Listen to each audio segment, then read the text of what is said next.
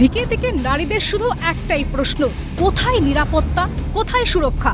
বিপদ এলে কোথায় পুলিশ? খানাকুলে মিটিং থেকে বাড়ি ফেরার পথে শ্লীলতাহানির অভিযোগ মহিলা বিজেপি কর্মীকে। রাস্তায় একা পেতেই তৃণমূল আশ্রিত 4 দুষ্কৃতী তাকে শ্লীলতাহানি করে, অভিযোগ এমনটাই। আজকে স্বনির্ভর দল গোষ্ঠী আমার মিটিং ছিল, তো আমি বাড়ি ফিরেছিলাম।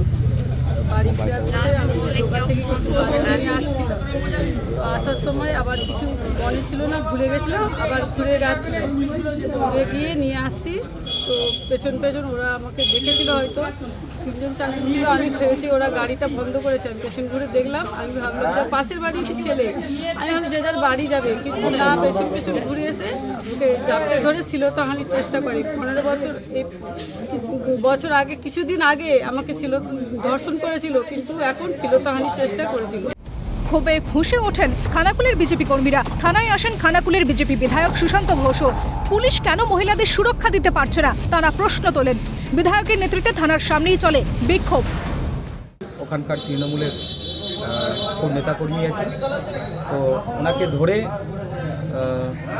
বিভিন্ন রকমভাবে হেনস্থা করা হয়। ভাষায় প্রকাশ করতে পারছি না ওটা। তো আজকের দিনে মহিলারা সুরক্ষিত নয় পশ্চিমবঙ্গে। কেন এটা করা হবে? কেন সুরক্ষিত নয়? কেন মহিলারা বারবার হেনস্থার শিকার হবে? পুলিশ এখানে বসে সিটগুম দেবে। ঘটনায় রাজনৈতিক চর্চা শুরু হয়েছে, কারণ শ্লীলতাহানির অভিযোগে জুড়েছে তৃণমূল কর্মীদের নাম। যদিও খানাকুল 2 নম্বর ব্লকের সভাপতি জানিয়েছেন, বিধায়কের স্বভাব সবকিছুতে তৃণমূলের নাম জুড়ে দেওয়া। এই অপদার্থ বিধায়ক এই যা কিছু হয় শুধু তৃণমূলকে জুড়ে দেয়। উনি অভিযোগ করছেন, পুলিশ তদন্ত করে দেখুক। এই ধরনের ঘটনা খুবই দুর্ভাগ্যজনক, আর যে এইসব যদি সত্যি প্রমাণিত হয় তার দৃষ্টান্তমূলক শাস্তি হওয়া উচিত।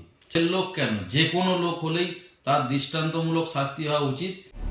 ঘটনায় অবশেষে 4 জনকে গ্রেফতার করেছে পুলিশ। তাদের তোলা হয়েছে আরামবাগ মহকুমা আদালতে। কিন্তু হামেশায় দেখা গিয়েছে পুলিশের বিরুদ্ধে উঠেছে স্বজন পোষণের অভিযোগ। এক্ষেত্রেও তেমনটা হবে না তো? 7 খুন মাফের মতো শাসক ঘনিষ্ঠের অজুহাতে মাটির তলায় চাপা পড়ে যাবে না তো ঘটনা? এই ভয়টা রয়েছেই বিজেপি কর্মীদের মনে।